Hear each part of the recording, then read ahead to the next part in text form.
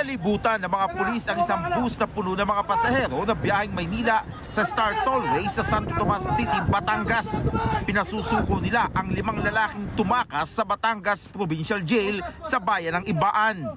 Ang isa sa kanila dumaan sa bintana ng bus. Walang magpapaputok!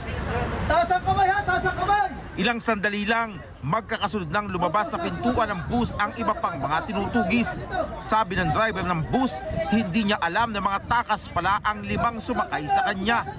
Nalaman na lamang niya ito nang tawagan na siya ng kanilang inspektor. Sabi sa akin, ay magkalalay ka na, sinusundan kayo ng pulis, itigil mo dyan sa Santo Tomas sa may CR. Ay, nervyoso ako.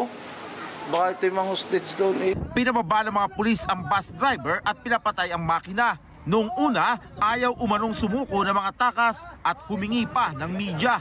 Pero matapos ang halos 20 minutong pakikipag-usap, sumuko rin sila. Nakumbinsi naman natin na peacefully mag-surrender sila. Kinausap ko lang po yung